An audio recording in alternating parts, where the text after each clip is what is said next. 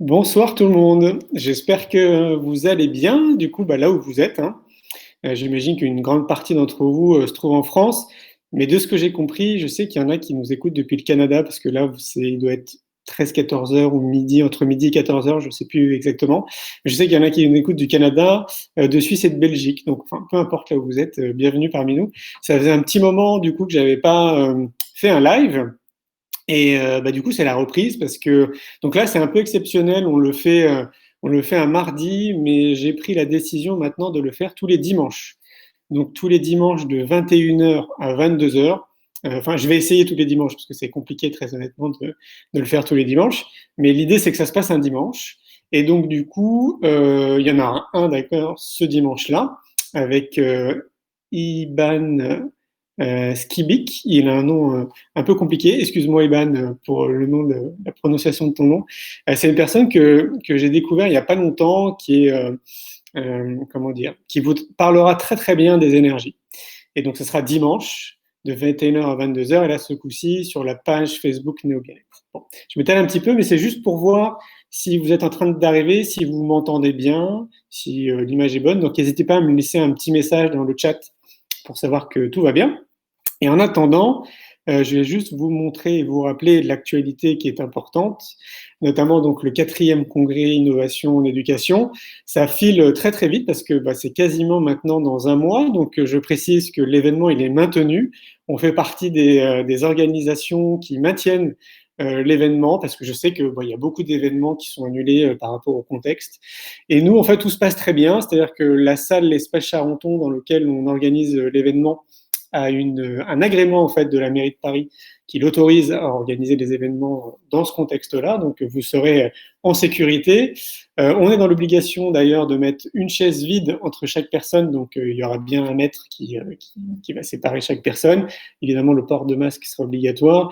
Il y a des gels hydroalcooliques sur place. Enfin, il y a tout ce qu'il faut en fait dans le contexte dans lequel on se trouve. Donc on passera malgré tout un très bon moment. Donc c'est le 24 et le 25 octobre. La billetterie est uniquement en ligne, donc ne venez pas sur place le 24 et le 25 puisque vous ne pourrez pas vous prendre vos places sur place, mais en ligne. Donc vous allez sur le site internet du Congrès Innovation en éducation. Je vous rappelle aussi que, bonjour Cathy, je vous rappelle aussi que le film C'est quoi le bonheur pour vous est en accès gratuit maintenant depuis le 20 mars dernier. Je l'ai mis en accès gratuit pendant cette période de confinement et ça a été magique ce qui s'est passé. En l'espace de 2 jours, vous étiez déjà 240 000 personnes à l'avoir vu et depuis, je crois qu'il y a 826 000 personnes en plus qui l'ont vu du coup sur YouTube, qui viennent s'additionner aux 1 million de spectateurs qu'on avait fait à l'époque, donc en 2017, quand le film est sorti. Donc on est quasiment à plus de 2 millions de personnes maintenant qui ont vu le film. Et je trouve ça juste extraordinaire pour un citoyen lambda, j'ai envie de dire, que je suis, qui n'avait jamais imaginé un jour réaliser un film. C'est une aventure assez exceptionnelle. Et puis donc du coup, on a fait une suite qui s'appelle L'école de la vie, une génération pour tout changer. Et là, c'est plutôt le volet éducatif où on parle éducation. On a rencontré, avec une stagiaire de l'époque, on a rencontré quasiment 120 professionnels dans le monde de l'éducation pour parler éducation et tout ce que ça englobe. Et donc, notamment, notre invitée de ce soir, Rebecca, on parlera aussi éducation. Et donc, Rebecca, elle a écrit un livre, Les 10 étapes pour prendre la parole en public. Je pense qu'elle en parlera beaucoup mieux que moi parce que je n'ai pas lu le livre, mais ça fait partie en tout cas de ces actualités que je voulais mettre en avant. Mais il y a d'autres choses dont elle nous parlera parce qu'on n'avait pas forcément la possibilité technique en termes d'image de le mettre en avant. Donc, je vais faire apparaître Rebecca. Rebecca. Alors, Rebecca a disparu. Rebecca n'est plus là. Où est-ce qu'est Rebecca? Alors, attendez, je vais passer un coup de fil à Rebecca parce qu'elle n'est plus là. Alors.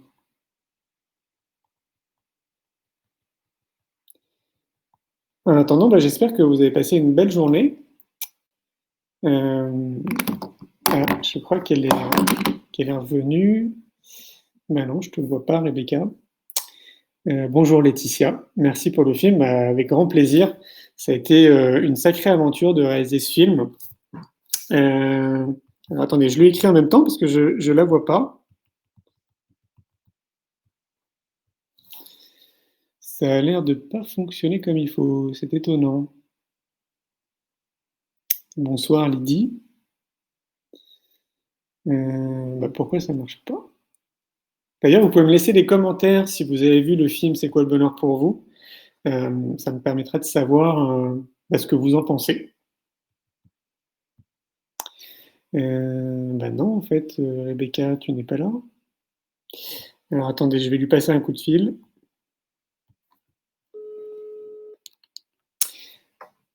Ah, je crois qu'elle arrive. Ah ben c'est bon, elle arrive. Ah, tu es là, Rebecca. En fait, elle avait disparu, mais c'est bon, elle arrive. Merci Elise pour ton commentaire. Ça va, Rebecca? Ah, super, j'étais là, impuissante, à t'entendre, et me dire, mais si, je suis là, donc me Ah voilà. ouais. C'était trop bizarre, en fait, tu n'étais plus là. Tu sais, dans mon blog, tu avais disparu. Donc, te voilà. Hop, on va te mettre comme ça. Et donc, je vais faire apparaître le petit texte. Et voilà. Donc, comment vas-tu? Écoute, très contente que nos connexions Internet respectives refonctionnent pour, Exactement. pour pouvoir partager ce moment. Merci beaucoup pour ton invitation. Donc, Et puis, merci à chacune et chacun qui prend le temps de se connecter avec nous ce soir et puis en différé pour partager ses réflexions sur l'éducation positive. et ouais. Et donc, comme je te le disais en amont, quand on était en train de préparer un peu ce live, je pense que tu es quand même la personne la mieux placée pour se présenter. Donc, pour les personnes qui ne te connaissent pas, je vais te laisser te présenter, Rebecca. Alors, c'est pas la question la plus facile. Donc, on va voir ce qui vient pour être synthétique ou pas. On verra. En tout cas, je trouve que pour me comprendre, c'est important de savoir que depuis que je suis toute petite, c'est hyper important pour moi d'être heureuse et de réussir ma vie. Mais j'avais aucune idée de ce que je voulais faire de ma vie ou ce que je voulais faire comme activité professionnelle. Donc, c'était un léger détail un peu perturbant dans mon éducation, dans mes enseignements à l'école, en gros, et parce que j'avais pas vraiment d'objectifs très clairs et de motivation au quotidien pour me faire avancer dans la vie, jusqu'au moment où j'ai enfin réalisé que, à défaut d'avoir une vocation depuis toute petite, c'était possible que je crée ma propre vocation sur mesure et tout au long de ma vie. Et donc là, tout de suite, ça m'a permis de respirer un coup et d'arrêter de croire que j'avais un problème, que j'allais rater ma vie, etc. Mais plutôt de me dire, OK, la vie est un jeu, on y va, on va explorer. Et c'est là que j'ai réussi à découvrir et à me créer 3 passions. Une passion pour l'entrepreneuriat social, une passion pour le développement personnel et professionnel, et la troisième, c'est pour l'éducation, n'est-ce pas? Et à partir du moment où j'ai trouvé ces sources de motivation, la vie a eu un goût beaucoup plus délicieux, beaucoup plus agréable, et j'ai commencé à trouver du sens et à organiser ma vie personnelle et professionnelle autour de ces 3 passions. D'abord en testant plein d'organisations autour de l'éducation et notamment en accompagnant les premiers pas d'entrepreneurs du changement dans la start-up sociale Ticket for Change et puis dans l'école de commerce ESCP Europe. Et puis en parallèle, vu que j'avais trouvé autant de motivation, en parallèle de mes études et de mes travaux, j'ai décidé de créer mes propres projets, notamment en développant les fédérations associatives du Noise et de Coexister en France. Ça m'a apporté tellement de joie que j'ai été hyper active, sauf qu'au bout d'un moment, trop de passion tue la passion. J'ai frôlé le burn-out et heureusement, je me remercie vraiment du fond du cœur aujourd'hui. J'ai réussi à être humble et à accepter de demander de l'aide et à être indulgente envers moi dans ce moment où je n'y arrivais pas toute seule. Et j'ai fait appel à un coach qui m'a aidée à rééquilibrer ma vie et à réaffiner ma prochaine étape professionnelle. Ça m'a tellement bouleversée dans le bon sens, ça a tellement changé ma vie que j'ai décidé de changer ma vie pour devenir coach à mon tour et pour aider d'autres personnes à apporter les changements qu'ils avaient envie d'avoir et d'apporter dans le monde pour reprendre Gandhi. Et donc depuis, j'ai été me former à l'Institut des neurosciences appliquées pour devenir coach et formatrice professionnelle. Et puis, je suis également conférencière et autrice, comme tu en as parlé tout à l'heure, du livre 10 étapes pour prendre la parole en public que j'ai coécrit aux éditions Studirama avec Laurent Trèves. Donc, je me lance des petits challenges et puis, au fur et à mesure d'explorer, toujours, hein, c'est mon mot, je suis toujours en chemin de la création de ma vocation professionnelle.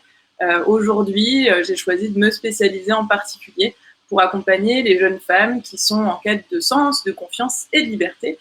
et de les aider à construire une carrière qui soit à la fois épanouissante, utile aux autres et rémunératrice, pour pouvoir impulser des transformations de vie qui soient à la fois profondes et durables. Et aujourd'hui, je fais ça à plein temps. Je fais attention à mon rythme, je fais attention à ce que je peux. Puis j'ai aussi des galères et j'ai aussi des moments où j'aime pas travailler, mais la plupart du temps, j'aime ce que je fais. Et la plupart du temps, j'aide d'autres personnes à trouver plus de sens, de joie. De sens de joie, c'est déjà pas mal, mais de tout ce qu'on veut d'autre à travers le travail. Et pour finir, à aussi utiliser leurs 80 000 heures de travail dans leur vie pour pouvoir être utile aux autres et à la planète, parce qu'on en a bien besoin, je trouve. Donc, j'essaie de mettre ma petite pierre à mon échelle. Oh, ça fait. Mais du coup, tu as commencé à quel âge à commencer à te poser ces questions tellement importantes? Dans le ventre de ma mère, je pense, honnêtement. Honnêtement. Je croyais que tout le monde se posait ces questions. Et en fait, ce qui me faisait flipper dans mes études, c'est que j'étais la seule à me les poser. Je comprends maintenant pourquoi, puisque j'en ai fait mon travail. D'accord. Parce que, en fait, pour moi, là, tu mets le doigt sur un truc qui est hyper important. C'est le sentiment que j'ai. Bon, on a une différence d'âge. Moi, j'ai 42 ans. Donc, toi, tu es plus jeune que moi, visiblement. 28 ans pendant encore 2 semaines. Et donc, à l'époque, et j'ai l'impression que ça n'a pas trop changé, tu sais, les conseillers d'orientation, les gens qui sont là un peu justement pour t'aider à trouver ta voie, moi, de l'époque, parce que peut-être qu'une fois de plus, ça a changé maintenant, mais j'avais le sentiment qu'ils servaient quand même pas à grand-chose. Et donc, je me dis, mais toi, c'est chouette, tu vois, tu t'es posé ces questions, et moi aussi, en fait, je me suis posé ces questions hyper tôt, mais c'était une démarche check très personnelle. Mais ce qu'il faudrait, c'est qu'on puisse accompagner les jeunes le plus tôt possible, tu vois, globalement, quoi.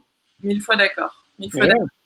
Je suis tout à fait d'accord avec toi. Alors, j'ai été voir des conseillères d'orientation. J'ai vraiment tout essayé. Je pense qu'ils font de leur mieux.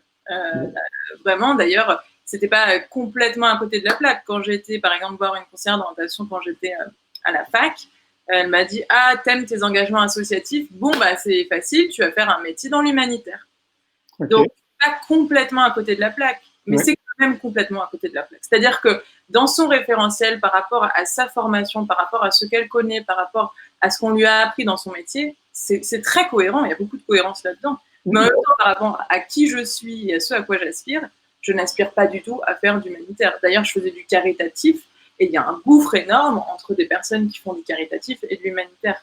Mais ça, c'est une subtilité pour ceux qui ne connaissent pas. Et évidemment, quand on voit des gens à la chaîne et qu'on n'a pas forcément le temps, il y a aussi des raisons à ça.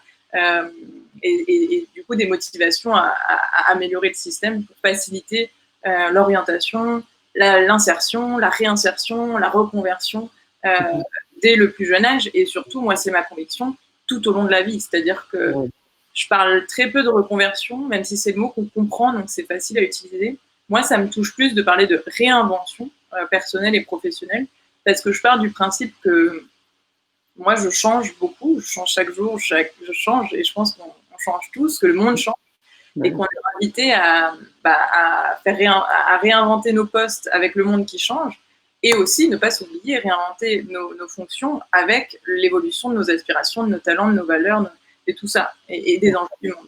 Et ça, on n'a pas appris à l'école, et je trouve que ce serait vraiment très utile de le faire de plus en plus, de mieux en mieux, et de plus en plus jeune. Oui, c'est ça. Alors, moi, ce que je vois de mon prisme, c'est que c'est en train de se faire, parce qu'on est au stade d'expérience. Ouais. Donc, en fait, il y a des enseignants qui mènent des expériences comme ça, mais évidemment, c'est pas la majorité. Mais globalement, j'ai vraiment le sentiment qu'on est en train de prendre une bonne direction, mais ça va mettre du temps à ce que ça se voit à une échelle un peu plus importante. Je pense que, je sais pas, d'ici une quinzaine d'années, si on se refait un live comme ça, à mon avis, il y aura beaucoup de choses qui ont évolué au sein de ce gros mastodonte que représente l'éducation nationale. Ouais, je suis heureuse de t'entendre être optimiste, et vraiment, il y a des moments où j'en doute, mais principalement, je te rejoins. Okay.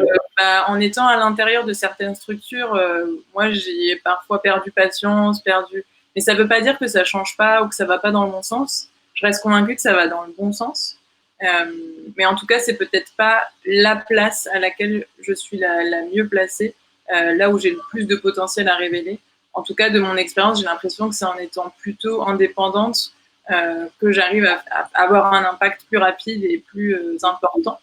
Maintenant, tout peut changer aussi. Je me laisse l'ouverture de ne pas être indépendante toute ma vie, de changer de statut, de concilier plusieurs statuts, plusieurs projets. J'ai une identité de slasheuse à la base. Certains parlent de multipotentiel. Moi, je me reconnaissais plus dans slasheuse, avoir plusieurs activités en parallèle. Aujourd'hui, pour des raisons d'énergie, j'essaye de me recentrer pour éviter ce fameux burn-out qui peut être une menace pour plusieurs slasheurs passionnés et sur lequel j'essaye d'être attentive.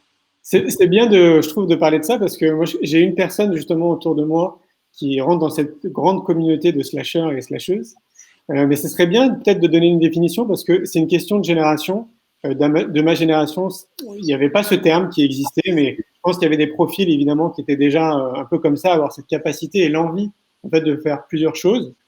Tu peux nous dire un peu plus ce que c'est? Oui, pour moi, être slasher, c'est choisir ou subir d'avoir plusieurs activités professionnelles en même temps. Okay. Ça peut relever d'une envie d'avoir différents intérêts et d'avoir envie de les concilier plutôt que de devoir choisir, de se spécialiser, etc. Mais ça peut aussi être subi, c'est-à-dire que pour pouvoir subvenir à ses besoins, on doit, si on est mère célibataire, père célibataire, on a besoin de pouvoir cumuler des emplois pour pouvoir subvenir à nos besoins. Donc il y a ces pendant-là qui sont importants à prendre en compte. Moi, j'avais le privilège de pouvoir être dans le choix. Après, une partie de moi le subissait, je me rends compte, parce que en fait, c'était à défaut de vraiment m'épanouir dans ma voie principale, dans mes études, dans mon travail, etc., que je faisais d'autres choses à côté pour me nourrir, pendant mes études, ça a été très dur d'aller jusqu'au bout, même si c'était à refaire, je referais la même chose, et j'ai fini par faire un master en entrepreneuriat qui m'a passionnée. Mais pendant 4-5 années avec mon année de césure, ça a été vraiment difficile, et j'ai vraiment évité de tomber en dépression parce que je me suis engagée dans des associations qui m'ont vraiment permis de me sentir utile, de découvrir mes talents, de retrouver une communauté de personnes qui partageaient mes aspirations et avec qui je m'entendais, et donc je me sentais soutenue et je me suis amusée. Donc ça m'a beaucoup aidée. Donc il y a une partie de moi qui le subissait, mais principalement ça restait un choix. Donc pour moi, les slashers, c'est ça, et je recommande un livre de Marielle Barbe, qui a été une de mes formatrices au moment de la gestion de tous mes slashs, qui s'appelle Profession Slasher, slashez-vous, qui est très intéressant et où il y a à la fois de la théorie et des exercices pratiques qui m'ont beaucoup aidé et que je recommande pour les personnes qui se cherchent dans leur slash, dans leur multipotentialité, dans leurs différents talents. C'est possible de concilier chacune de ces parties de soi. On n'est pas obligé d'en sacrifier. Parfois, on a besoin de mettre ça dans le temps, de ne pas tout faire en même temps. On ne peut pas tout faire en même temps, mais on peut prendre le temps de tout faire. Et ça aide aussi beaucoup pour les personnes qui sont hyperactives, qui ont le goût de la vie, qui sentent l'urgence d'agir aussi pour améliorer la planète et la société. Donc, ça nécessite l'écologie planétaire, mais aussi une écologie personnelle. Et parfois, l'équilibre est encore à chercher pour moi et pour d'autres gens. Est-ce que tu as l'impression qu'une grande partie de ta génération se considère comme slasher ou slasheuse, ou vous êtes encore une minorité? Est-ce que c'est vraiment une question de génération ou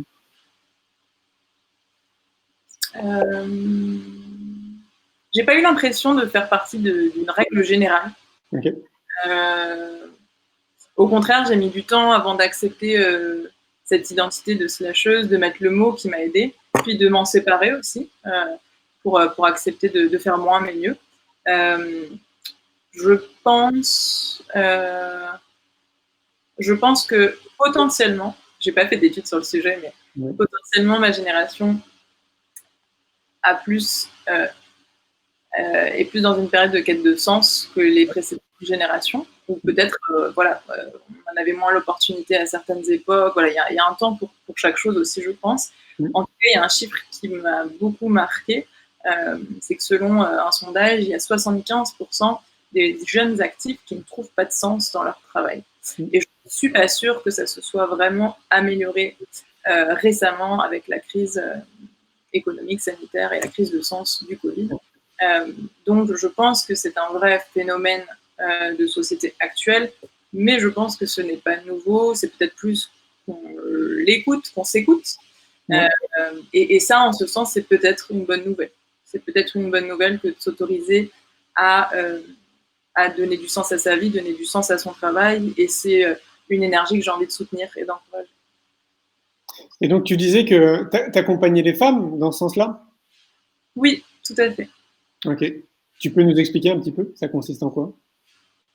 Ça consiste en quoi? Eh bien, moi, je fais des programmes d'accompagnement pour aider les femmes à oser croire en elles, oser rêver grand, oser vivre de leur passion, de leur talent et de pouvoir être utile aux autres sans s'oublier, en prenant soin d'elles et en prenant soin aussi de leur rémunération. C'est assez connu, effectivement, qu'il y a des inégalités entre femmes et hommes à la fois sur le plan économique, sur le plan social, sur différents plans. Alors certes, il y a des freins, des barrières extérieures que je ne peux pas changer moi-même. C'est un changement systémique qui, je pense, a besoin de temps et sur lequel je contribue à mon échelle. Et je travaille aussi beaucoup sur les barrières internes, donc sur tout ce qui est syndrome de l'imposteur. Coucou, je comprends tout à fait, je suis face à une caméra. Sur les enjeux de confiance en soi, d'équilibre vie pro, vie perso, la capacité à développer sa carrière, à pouvoir devenir manageuse, devenir entrepreneuse. Les chiffres changent, mais aujourd'hui, il y a une minorité d'entrepreneurs, d'indépendants qui sont des femmes. J'avais lu le chiffre de 15%, je crois, des entrepreneurs qui étaient des femmes. Et sur le plan start-up, c'était même en dessous des 10%. C'est à préciser ces chiffres-là parce que ça change beaucoup. Mais en tout cas, ça donne quand même un ordre d'idée. Et en fait, moi, je me rendais pas compte que j'avais ces freins et je me rendais encore moins compte que ça pouvait être lié à mon genre. Mais moi-même, j'avais envie d'entreprendre. J'ai fait des études en ce sens-là, j'ai fait des projets associatifs, j'ai entrepris en parallèle de mon travail. Mais je me suis beaucoup auto-censurée au moment d'en faire mon métier, d'oser entreprendre, de prendre ce risque, de croire en moi, de parier sur moi, d'avoir conscience que ce que j'ai à apporter, ça a de la valeur, etc. Et je me suis rendu compte que je n'étais pas la seule et j'ai eu la chance et le mérite de demander de l'aide. Et ça m'a beaucoup aidé à pointer du doigt en fait plein de problématiques qui étaient en partie liées au fait d'être une femme, pas forcément de façon innée, mais de façon culturelle aussi, notamment le fait d'être très perfectionniste, le fait de vouloir faire plaisir aux autres, et plein d'autres messages contraignants, plein d'autres biais, plein d'autres symptômes, plein d'autres freins qui m'empêchaient de vraiment être qui je suis déjà. C'est très important. Et puis de faire ce que je voulais et puis de pouvoir rayonner mon potentiel autant parce que en tant que femme, on a aussi appris à pas parler trop fort, se mettre dans un coin et puis voilà, rester dans la cuisine si je veux être très très loin. C'est pas le cas partout, c'est pas le cas. Voilà. Il faut pas rentrer dans les trop gros stéréotypes ni généraliser. Moi aujourd'hui, j'ai de très bonnes relations avec beaucoup d'hommes et je coach aussi certains hommes et parfois même que des hommes. Et je pense que la question de la place de la femme, elle est vraiment complémentaire à la question de la place de l'homme. Donc je n'ai rien contre les hommes, au contraire, j'ai beaucoup d'hommes dans ma communauté et pour moi c'est une grande richesse et je suis vraiment la diversité, ça fait vraiment partie de mes valeurs. Donc c'est quelque chose qui m'a pris du temps de me spécialiser sur les femmes, mais dans la pratique j'attirais déjà beaucoup de femmes et je me rendais de plus en plus compte que c'était des sujets que vivaient beaucoup de femmes, en tout cas que reconnaissaient beaucoup de femmes. Peut-être qu'il y a des hommes qui le vivent et qui ont moins cette capacité à le partager ou à demander de l'aide ou à me demander de l'aide à moi en particulier. En tout cas, aujourd'hui, j'ai fait ce saut de me focaliser sur les femmes et ça m'apporte beaucoup de sens et je découvre de plus en plus l'ampleur du sujet que je ne mesurais pas du tout et j'apprends de plus en plus à pouvoir le communiquer avec délicatesse parce qu'on est dans un monde avec des hommes et des femmes et que ça nécessite de pouvoir bien dialoguer pour bien se comprendre et de ne pas forcément inverser le système et créer des inégalités inverses, mais pouvoir rééquilibrer et que cette énergie masculine et féminine se rééquilibre dans chacun et chacune d'entre nous et aussi dans la planète. Tu m'étonnes. Oui, il y a encore beaucoup de boulot. Oui, on est en chemin, on y croit. Et tu me disais aussi, quand on discutait en off, que évidemment, le sujet de l'éducation, c'est un sujet aussi qui t'intéresse et qui te passionne. C'est d'ailleurs, il faut le rappeler quand même, tu viens donner une conférence au Congrès Innovation en Éducation là, cette année, donc le 25 octobre. C'est aussi pour ça que je t'ai invité. Alors, je suis tombé d'ailleurs sur une vidéo où tu intervenais devant 1000 ou 1500 personnes. Je ne sais plus c'était dans quel cadre, mais peut-être que tu te rappelles. Et tu étais accompagné d'une équipe de jeunes aussi avec toi. Oui. C'était quel événement ça? C'était, je crois que ça s'appelle le Global Positive Forum et c'était l'association du Noise qui intervenait pour pouvoir influencer les décideurs politiques, économiques et environnementaux du monde entier dans le sens qui nous paraissait le plus juste à l'époque. Et donc le Noise, c'est une association qui est présente dans plusieurs écoles en France et qui vise à promouvoir, petite voiture qui passe, qui vise à promouvoir l'innovation sociale et environnementale dans les écoles pour changer les écoles de l'intérieur et pour aider en fait les jeunes à trouver leur voie d'acteur de changement, que ce soit professionnellement ou en dehors. En tout cas, chacun choisit sa voie pour contribuer au changement à son échelle. Donc, c'est une école de l'innovation sociale dans les écoles. Donc, on a essayé de hacker le système de l'intérieur. Et ça a été, je pense, 6 années de ma vie très fortes, très enrichissantes, très déstabilisantes parfois. Et un super projet qui continue à se développer sans moi. Et ça, c'est une grande fierté. Bravo à tous les Noisers encore en poste. Parce que tu as été à l'initiative de la création du Noise, c'est ça? Alors, j'ai pas été initiatrice. C'est Maëva Tordo qui a initié ça dans l'école de l'ESCP. Et ensuite, moi, j'ai eu la joie de découvrir l'initiative à l'ESCP. Et puis, on a cofondé, en fait, je l'ai développé dans mon école. Ça a été la première franchise. Puis ensuite, j'ai accompagné d'autres porteurs de projets à fonder leur association dans leur école. Et on a cofondé tous ensemble une fédération associative qui rassemble toutes ces associations pour avoir plus de poids en travaillant tous ensemble. La citation, c'est seul on va plus vite, ensemble on va plus loin. Et clairement, ça c'est vraiment, je l'ai vraiment senti avec toutes les logiques de gouvernance partagée qui vont avec et qui sont parfois très challengeantes, mais qui valent le coup d'être explorées et d'être pratiquées.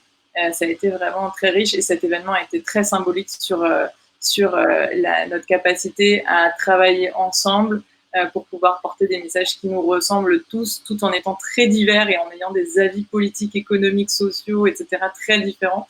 Donc, c'est une belle leçon de vivre ensemble qu'on a travaillé aussi au quotidien. Voilà. C'est pas parce qu'on est engagé qu'on a les mêmes points de vue.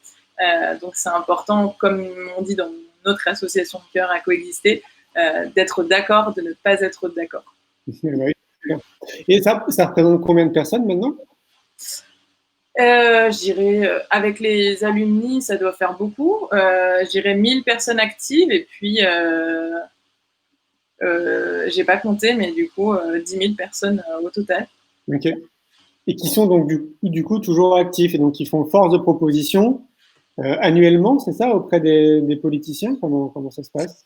Surtout sur le secteur de l'éducation, dans un premier temps, en tout cas, c'est l'idée qu'on avait depuis le début, c'est-à-dire que on est des étudiants. En tout cas, Maëva n'était plus étudiante, mais c'est aussi la force de collaboration entre anciens étudiants très frustrés qui décident de s'investir après pour aider les suivants, et puis étudiants en frustration, et on décide de s'associer, de lier nos forces pour pouvoir changer le système de l'intérieur, au lieu de se plaindre, en fait, de se dire, OK, qu'est-ce que je peux faire pour améliorer les choses? Et moi, ça a été un message très fort qui m'a aidé à arrêter de subir mon éducation, mais à devenir vraiment actrice de mon éducation. Et ça a tout changé pour moi, de prendre la responsabilité de mon éducation.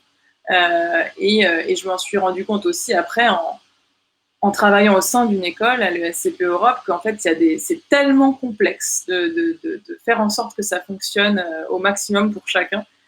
Que c'est important à un moment. Moi, je voulais une éducation sur mesure, vraiment pour les types d'intelligence, etc. Et je me suis rendu compte dans la pratique que c'était extrêmement difficile, même parfois, pour avoir une salle. Donc, pour voir la montagne de travail que j'avais parfois pour réussir à avoir une salle, je me suis dit, mais comment est-ce que je peux changer le truc de l'intérieur quand quelque chose d'aussi simple et d'élémentaire qu'avoir une salle nécessite autant d'énergie et pourtant est essentiel. C'est essentiel d'avoir un lieu pour se rassembler et pour étudier. C'est clair. Donc voilà, donc je me rends compte qu'effectivement, on a besoin, et ça c'est vraiment un message et un apprentissage très fort pour moi, on a besoin d'être chacun et chacune acteur et actrice de notre éducation parce qu'on a tellement chacun notre singularité qu'on a besoin de se nourrir de ce qui est présent, mais vraiment de se poser la question, qu'est-ce que moi j'ai envie d'apprendre, qu'est-ce que moi j'ai envie de faire, sur quoi j'ai envie de contribuer, pour ensuite prendre son éducation en main et y aller, quoi. Et ne pas attendre que ça vienne à soi, mais vraiment aller le chercher, le créer. Et c'est pour ça qu'on a décidé de créer tous ces projets. C'est pour façonner nos écoles à nos images. Et nos écoles ont été très, très, très demandeuses, preneuses, collaboratives. Oui. Ouais, bon, en tout cas, ça a été des très grands soutiens pendant. Et ça, les écoles sont encore de très, très grands soutiens et de très grands partenaires de toutes ces 10 associations aujourd'hui en France. C'est bien de le savoir parce que je pense qu'il y a très peu de personnes qui sont au courant que ça existe. Hein. De quoi? Le noise.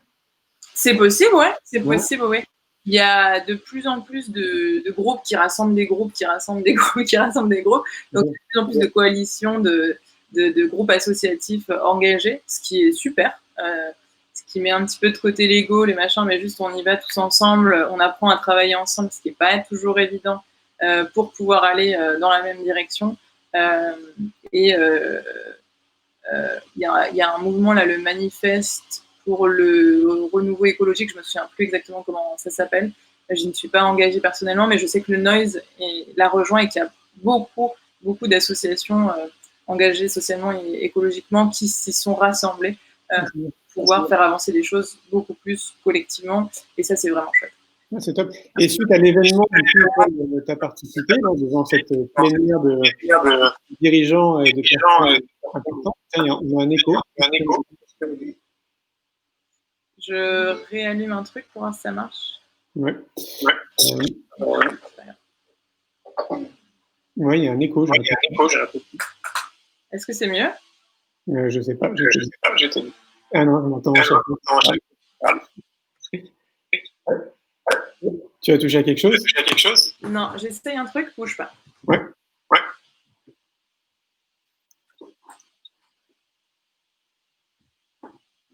Peut-être mets ton casque. J'essaye un truc. J'en ai pour 3 secondes, on va tester. Hop. C'est que Julien. C'est pas cool de s'être préparé, hein. Les aléas du direct. Merci à tous pour votre patience. Bonsoir Céline. Hop, on va y arriver. Non, peut-être si tu mets un casque. Attends, je pense que ça a marché, j'ai juste besoin que ça monte. Voilà, on va y arriver.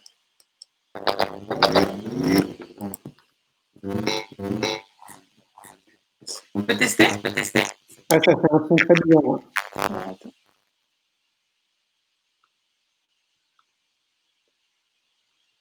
Allô? Ouais, tu m'entends? Oui, je t'entends. Ça a l'air d'être un peu mieux, oui. Oui, ça a l'air d'être mieux. Tu peux me redire un mot là?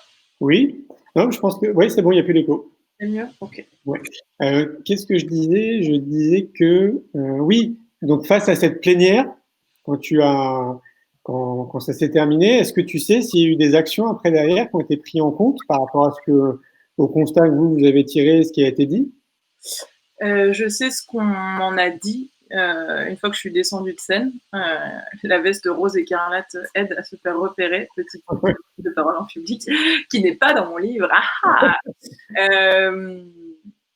J'ai eu des choses très concrètes comme un représentant d'école qui était dans le public et qui est venu pour qu'on crée un noise dans leur école. Donc c'est quand même une façon de démocratiser l'accès au changement social à toute une école, ce qui est quand même pas rien avec une prise de parole. Et c'est ce que j'adore dans les prises de parole, c'est que comme on est entendu, les personnes avec qui ça connecte, ça peut créer des choses super. Donc encore bravo pour tous ces événements que tu organises et pour me convier au festival. Je trouve ça vraiment super. J'ai eu beaucoup de retours individuellement de personnes qui me disaient waouh, mais quand vous étiez sur scène, l'énergie a complètement changé parce que jusque-là, c'était d'autres générations avec d'autres styles, d'autres comportements, d'autres tons et beaucoup plus conventionnels aussi.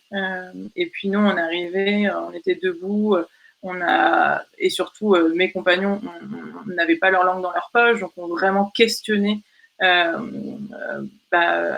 façon parfois confrontante. Et je pense que c'était important et que j'aurais pas pu le faire toute seule. Ils ont vraiment réussi à confronter l'audience avec des questions qui semblaient essentielles pour nous. Et parfois, on peut avoir tendance à se voiler la face parce que c'est des parties de nous qu'on n'aime pas forcément voir.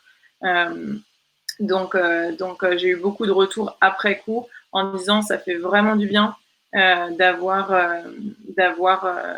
cette voix qui est entendue, d'avoir la voix des jeunes qui est entendue aussi, même si on ne représentait absolument pas tous les jeunes, mais en tout cas, on avait le mérite d'être certains jeunes entendus, écoutés. Et ça, c'est important aussi dans une société de pouvoir dialoguer entre générations pour pouvoir bénéficier de l'expérience de chacun et du point de vue de chacun et des croyances de chacun. Et voilà. Donc, des retours individuels et puis on a continué à collaborer sur certains projets. Donc, moi, ça me laisse à penser que ce genre d'événement est très bénéfique. Tout le monde ne sera pas d'accord. D'ailleurs, ça nous a beaucoup tiraillés dans l'association de savoir est-ce qu'on participait, est-ce qu'on participait pas. Ça a été un événement très, très douloureux à vivre pour moi.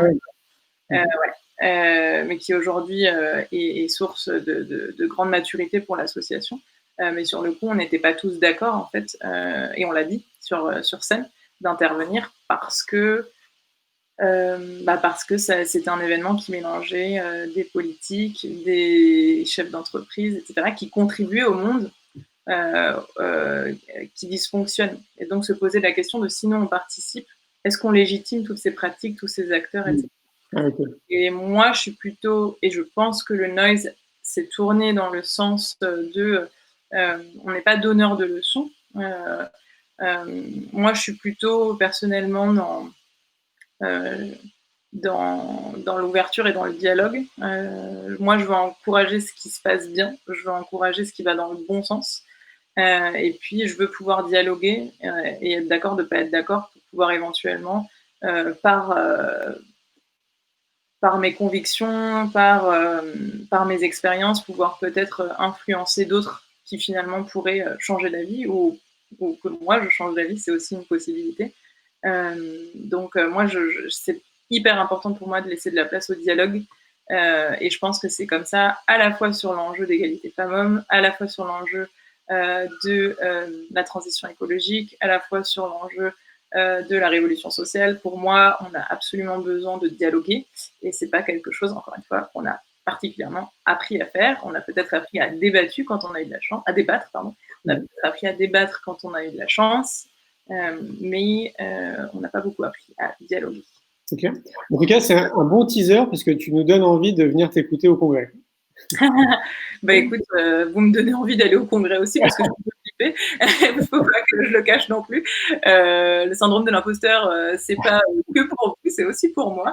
C'est pas pour rien que je travaille sur la prise de parole en public et que j'écris un bouquin, parce que moi-même j'ai le syndrome de l'imposteur. Donc, ce live, il m'aide aussi grâce à tes questions, grâce à ceux qui nous font le plaisir d'être avec nous, de m'aider à savoir voilà, qu'est-ce que j'ai appris, qu'est-ce que j'ai envie de partager. Voilà, si j'avais envie qu'on garde un message après ma mort, ou voilà, c'est des messages, c'est des questions qu'on peut se poser. Qu'est-ce que j'aimerais que ça soit? Et c'est important pour moi comme pour chacun et chacune de savoir que notre parole a de la valeur et qu'elle peut inspirer. On ne sait pas combien de personnes, mais ça vaut le coup d'essayer. Ouais. D'ailleurs, c'était une bonne transition. Tu nous parlais de ton livre. Est-ce que tu peux nous en parler du coup un petit peu plus pour qu'on sache ce qui se cache derrière ce livre et ce qu'on va y trouver? Avec plaisir. Alors dedans, donc ça s'appelle 10 étapes pour prendre la parole en public. Le but de ce livre, c'est vraiment de vous permettre d'être à l'aise à prendre la parole en public en étant vous-même et en étant au plus proche du message que vous avez envie de partager pour être le plus impactant possible, pour que votre prise de parole elle soit à la fois authentique et impactante. C'est vraiment le but de notre livre. Et pour ça, on a mélangé à la fois de la théorie, comprendre ce qui se cache à la fois d'un point de vue très pratico-pratique sur comment construire un discours, sur comment s'organiser sur sa prise de parole d'un point de vue logistique, etc. Mais aussi d'un point de vue psychologique, qu'est-ce qui se passe au niveau de la confiance en soi, qu'est-ce qui se passe au niveau de la peur du regard des autres, pourquoi est-ce que la prise de parole en public, c'est la première peur au monde devant la mort. C'est quand même c'est quand même incroyable, et pourtant on a besoin de prendre la parole pour s'exprimer, on a besoin de prendre la parole pour défendre les causes qui nous touchent, on a besoin de prendre la parole pour pouvoir s'affirmer et pouvoir créer la vie à laquelle on aspire et la société à laquelle on aspire. Donc pour moi, la prise de parole, c'est pas une fin en soi, c'est un moyen. Et dans ce livre, on a voulu vous donner des clés à la fois théoriques et pratiques pour pouvoir être à l'aise et impactant dans vos prises de parole. Ok, et c'est un travail, j'imagine, de longue haleine, non, pour sortir un livre comme ça, quoi. Alors, oui et non. J'ai eu la chance d'avoir le soutien de mon co-auteur Laurent Trèves et de notre éditeur Studirama. Cela dit, en bonne syndrome de l'imposteur que j'avais, j'ai procrastiné jusqu'à longtemps. Coucou l'éditeur, c'était là, pour écrire. Et donc, en fait, j'ai écrit en 3 mois sur mon été le bouquin. Et je suis très, très, très fière et heureuse du résultat. Voilà. Ce qui est important, c'est pas d'atteindre son but, c'est la personne qu'on devient en le poursuivant et en le réalisant. Et aujourd'hui, j'ai encore plus confiance en moi, j'ai encore plus conscience de pourquoi je m'attaque à la prise de parole et quels sont les enjeux derrière ce qui peut paraître comme un outil, en fait. Et derrière, en fait, il y a des enjeux d'oser être soi-même, de pouvoir fédérer des gens, de pouvoir impacter sur des causes. Et ça, c'est vraiment ce qui me touche, en fait. On le trouve un peu partout? Oui, il est un peu partout. Il est à la FNAC, il est sur Studirama, il est aussi... il est un petit peu partout. Vous le trouverez aussi sur mon site, voilà, pour celles et ceux qui pourraient être intéressés. Puis il y a un groupe Facebook aussi sur lequel vous pouvez me poser des questions ou partager vos expériences, et tout ça écrit dans le livre. On est en train d'être disponible pour vous aider à rayonner. Ah, c'est cool. C'est vrai que quand tu parles de la prise de parole, moi, ça me fait penser à l'école. Et donc, je me rappelle, gamin, avoir une trouille tu vois, d'aller au tableau, juste de prendre la parole. Tu sais, par exemple, si le prof il te posait une question, je me rappelle vraiment de ne pas être à l'aise avec ça. Et je pense intuitivement qu'on pourrait nous accompagner quand même assez facilement, tu vois, pour être à l'aise, quoi. Encore une fois, on ne l'a pas beaucoup appris à l'école, mais on ne peut pas tout apprendre à l'école non plus. Et ça, c'est important de... J'ai mis longtemps à le comprendre aussi. Après avoir beaucoup rouspété après le système éducatif, je me rends compte qu'on ne peut pas tout attendre non plus des écoles. Il est d'être acteur et actrice de son éducation. Mais je suis d'accord avec toi. Moi, je l'ai peu appris à l'école. Je l'ai appris un peu en dehors, de plus en plus. Et je continue d'apprendre, évidemment. D'ailleurs, je vais prendre un coach en prise de parole pour mon intervention en octobre. Donc, génial, ok. Débriefer ensemble cette intervention. Mais oui, je suis d'accord avec toi. Alors moi, je suis un peu flippée et tout, mais j'avoue qu'en classe, j'avais pas... si, j'avais quand même peur qu'on croie que je sois bête avec mes questions. Mais quand même, j'arrivais à intervenir. C'est des croyances que j'avais sur moi, que j'étais bête, que machin, et qui ont été renforcées par, en fait, on était...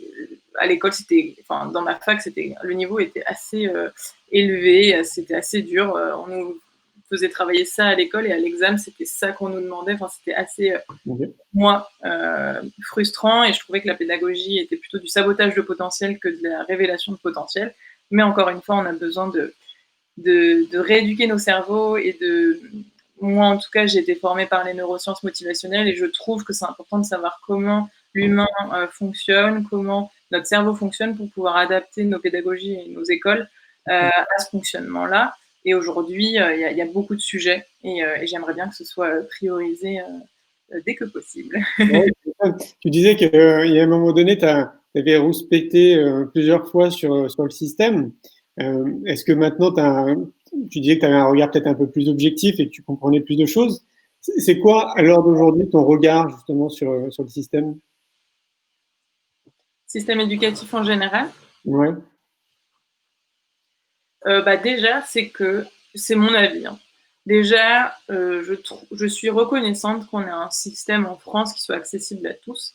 C'est-à-dire qu'on peut tous faire des études supérieures moyennant très peu d'investissement financier, ce qui n'est pas le cas partout, ce qui n'est pas le cas aux États-Unis où il y a globalement beaucoup d'écoles supérieures à 50 000 euros l'année et où on passe finalement nos études à s'endetter et à passer tout notre travail à essayer de rembourser, ce qui est très compliqué, ou au contraire autocensurer des personnes qui ont moins de moyens financiers. Donc déjà là-dessus, moi je trouve que voilà, moi c'est quelque chose qui me parle, cette accessibilité dans un premier temps. Ensuite, je trouve que c'est important de focaliser sur ce qui se passe bien. Et j'ai quand même eu une éducation de qualité, que ce soit en banlieue ou ensuite quand je suis venue à Paris pour mes études supérieures.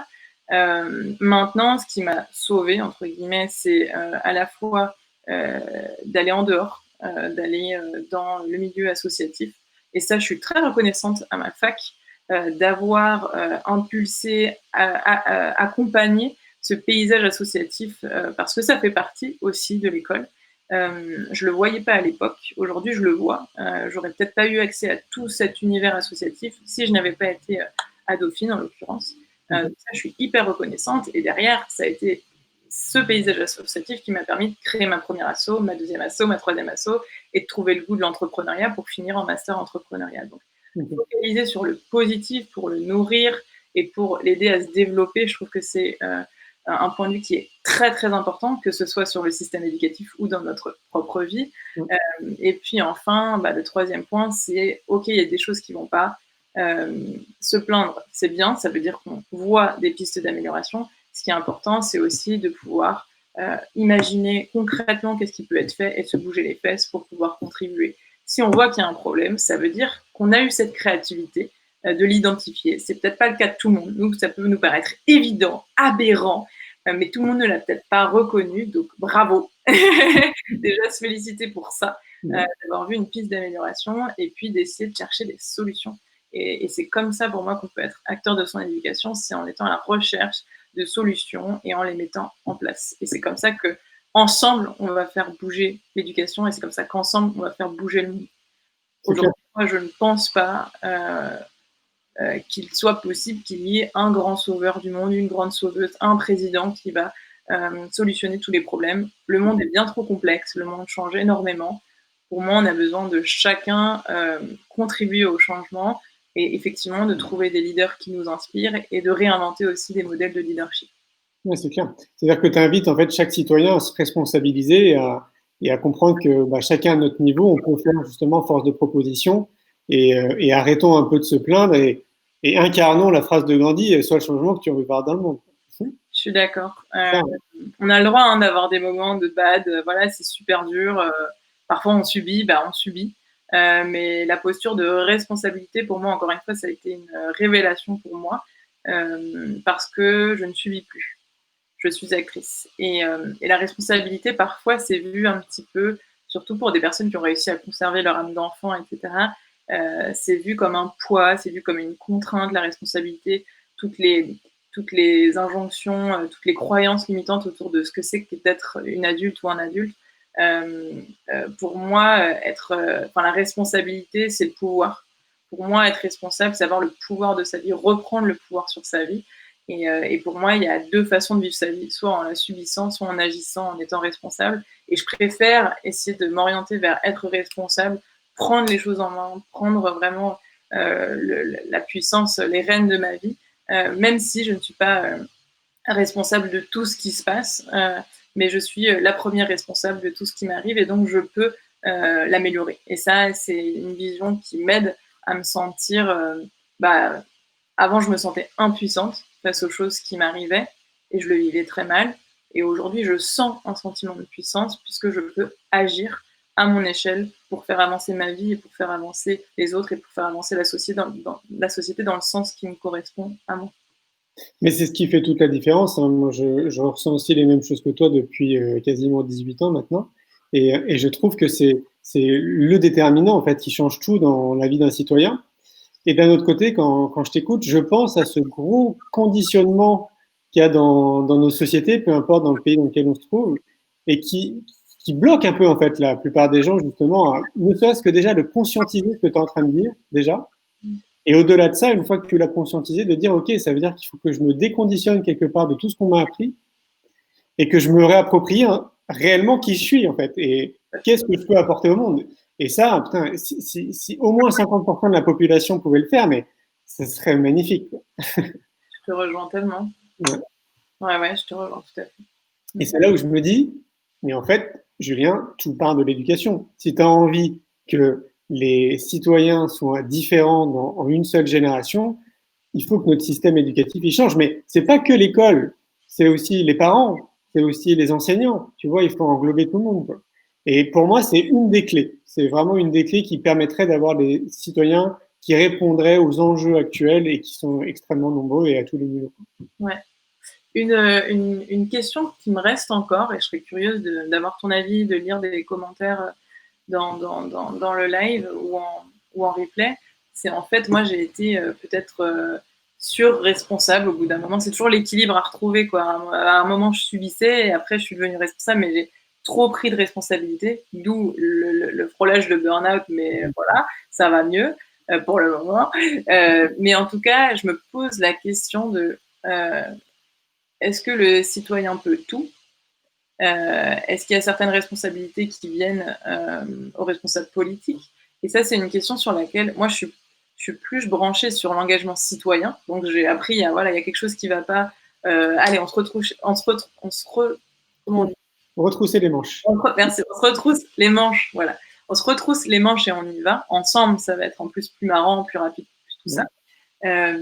Et en même temps, je me suis posé la question à un moment, est-ce que tout repose sur l'engagement citoyen? Est-ce qu'on peut et de plus en plus, je vais vers ce chemin de oui, mais il y a j'ai l'impression, c'est pas mon expertise, que pour avoir des vrais changements systémiques, certes, il y a l'entrepreneuriat social qui m'a apporté beaucoup de réponses, notamment avec le réseau Ashoka qui vraiment soutient ces acteurs-là dans le monde entier.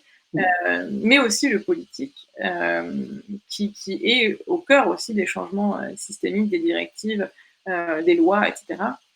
Et là-dessus, je m'y connais moins, et du coup, je serais hyper curieuse d'avoir des réflexions avec toi. Bah, moi, de mon point de vue, parce que c'est un peu comme toi, moi je m'y connais moins point de vue politique parce que c'est un domaine qui ne m'intéresse pas, donc évidemment je ne m'y intéresse pas, mais j'ai un point de vue là-dessus. Moi je pense qu'on est complémentaires en fait, si tu veux, dans ces actions-là. Je te rejoins dans le sens où j'ai vraiment le sentiment que ça part quand même des citoyens. J'ai un exemple qui me revient souvent en tête à chaque fois, c'est il y a allez, 6 ans en arrière, on n'avait pas autant de boutiques bio dans nos villes. Maintenant, on a je ne sais pas combien de marques de boutiques bio. Et pour moi, ça pointe du doigt une chose, c'est que les citoyens le demandent. Donc, si nous, on le demande, en gros, les industriels, les politiciens, ils s'adaptent et puis ils nous proposent ce qu'on a envie. Et je pense que ce modèle-là, on peut l'appliquer dans tout. On peut l'appliquer dans l'éducation, dans la santé, dans l'agroalimentaire. À partir du moment où il y a un certain nombre de citoyens qui demandent quelque chose et qui a, on va dire, un potentiel aussi économique derrière, hein, faut pas se voiler la face, c'est lié à un potentiel économique, forcément, on s'adapte au système. En tout cas, les industriels, le système s'adapte. Donc moi, je crois à ça. Et puis, je vois que globalement, que ce soit dans le monde institutionnel, au sein des politiques, au sein des citoyens, à chaque fois, c'est une question d'humain. Donc, tu vas trouver des personnes au sein des politiques qui sont un peu comme toi et moi, qui pensent de la même manière, qui essayent aussi à leur niveau, au sein du système politique de faire avancer les choses, mais ils ne représentent pas la masse. C'est toujours une minorité, quoi. Donc, je me dis que si on fait en sorte de tous chacun à notre niveau, en fait, et je rejoins ce que tu disais dans la responsabilité citoyenne, si chacun à notre niveau, politicien, citoyen, on va dire lambda que nous sommes, chacun on fait du mieux qu'on peut pour essayer de faire avancer les choses dans le bon sens, et peut-être qu'il faudrait donner une définition à bon sens, et ben probablement que en une ou deux générations, justement, on changera les choses. Voilà, ça c'est ce que je pense. Tout à fait. Merci. Moi, j'en prie. Je vois que ça passe vite, on est déjà à 54 minutes. Waouh! Comment on fait pour te joindre, Rebecca? Comment on fait pour me joindre? Eh bien, j'aurais déjà très, très grand plaisir à entrer en lien avec celles et ceux qui ont été touchés par notre échange et par mon approche. Il y a effectivement mon site internet que tu as joyeusement qui va apparaître en bas de l'écran, rebeccaspelch.com, sur lequel il y a un formulaire sur lequel vous pouvez me joindre. Et puis surtout, j'invite celles et ceux qui le souhaitent à rejoindre mon club privé. C'est par là que j'échange avec vous, que je vous partage mes expériences, mes conseils, mes sources d'inspiration pour apprendre à construire son bonheur, apprendre à construire une vie qui nous correspond et une société qui va dans ce bon sens, qu'on gagne à définir par rapport à ces critères aussi. Et donc, vous pouvez vous inscrire sur mon site. J'échange avec vous 2 fois par mois. Et pour vous remercier de vous inscrire, je vous offre 3 vidéos pour vous aider à construire une vie pro qui ait plus de sens et plus de confiance et plus de liberté en prix. D'ailleurs, tu me disais en off que tu voulais faire un cadeau aux auditeurs. Oui, pour vous remercier de votre participation, j'aimerais offrir 2 séances de coaching, de diagnostic de coaching à celles qui le souhaiteraient. Donc, je tirerai au sort 2 personnes qui m'indiqueront dans le formulaire sur mon site qu'ils ont participé à ce live, et j'aurai le plaisir de consacrer 1h30 avec ces personnes-là pour les aider à y voir plus clair, leur faire mes 3 recommandations pour la suite, et puis les inviter à prendre une première action de changement pour pouvoir avancer dans le bon sens dans leur vie et pour la société. Donc, j'aurai plaisir à vous accueillir. C'est sur mon site. Vous allez sur diagnostic gratuit et vous remplissez le petit formulaire. J'aurai grand plaisir à vous lire si vous souhaitez m'écrire. C'est sympa. Du coup, on te retrouve aussi physiquement au Congrès Innovation de l'Éducation le 25 octobre. Tu as fait un TED aussi. On peut te retrouver sur YouTube. Tu as fait un TED, hein, c'est ça? Avec plaisir. Je remercie au passage les 350 000 personnes qui m'ont fait le don de leur temps et de leur retour sur la conférence. Elle s'appelle « N'attendez pas votre place, créez-la ». Et elle rejoint toutes ces thématiques de comment est-ce que je prends la responsabilité de créer ma propre vocation pour faire de mon travail une source d'épanouissement et d'engagement. Et c'est le thème de mon intervention du congrès du 25 octobre que je vais du coup actualiser, approfondir, parce que ça fait, je crois, 4 ans que j'ai fait mon TEDx. Donc l'idée, c'est de pouvoir filer ce thème-là, mais avec 4 ans de plus d'expérience, de galère, de réussite que j'ai à cœur de partager pour vous faire gagner un peu de temps, un peu d'énergie et un peu de plaisir aussi en chemin. C'est cool. Merci beaucoup, Rebecca. Merci pour cet échange. C'était chouette. Merci à toi, c'était passionnant. Yes. J'ai hâte du coup et je suis motivée et j'ai encore plus confiance pour revenir au congrès. Donc, merci beaucoup. Cool, ça va être top. Passe une belle soirée. Merci. À bientôt. À bientôt tout le monde. Bye bye. Et voilà, c'était donc du coup Rebecca. J'espère que vous avez passé un bon moment avec nous. Vous avez vu, c'est quand même une chouette personne. Elle avait encore beaucoup de choses à dire. Je sais pas vous, mais comme je le disais, moi j'ai hâte quand même de voir son intervention au Congrès Innovation en Éducation. Donc je vous rappelle, c'est le 25 octobre. Je vais vous laisser avec la bande-annonce du film L'école de la vie, une génération pour tout changer, pour clôturer ce volet éducatif. Je vous souhaite donc une belle soirée. On se retrouve donc du coup dimanche de 21h à 22h sur la page Facebook Néo Bien-être, et ce sera en compagnie donc d'Ivan pour parler énergie. Je vous souhaite donc du coup un très bon moment ce soir et à bientôt. Bye bye.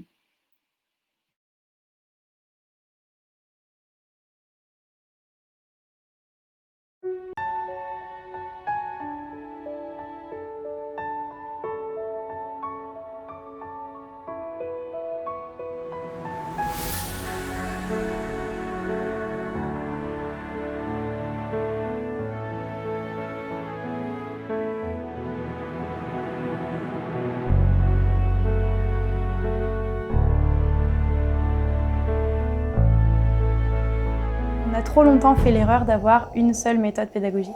Et l'école ne peut avoir de sens que si elle est dans la vie et si elle est connectée à la vie. Il n'y a pas d'éducation sans amour. Il n'y a pas... Comment on peut enseigner à un enfant si on n'a pas le cœur ouvert?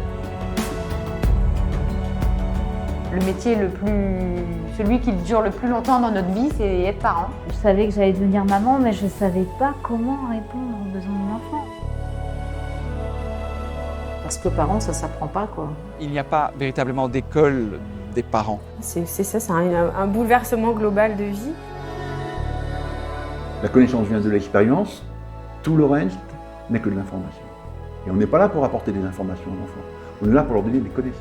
Parce que le savoir, il est disponible tout autour de nous et l'important, c'est surtout d'apprendre à apprendre et savoir comment on apprend. Moi, ce que je voudrais, c'est que tout ce qui est bien dans les écoles alternatives soit dans toutes les écoles. L'éducation, c'est l'éducation à la formation des 5 sens. Si je sens, alors je suis vivant. Si je ressens les choses. Si je suis proche de mon cœur. Et l'école de la vie, ouais, je pense que c'est... En fait, c'est ce qu'il faudrait pour l'éducation du XXIe siècle.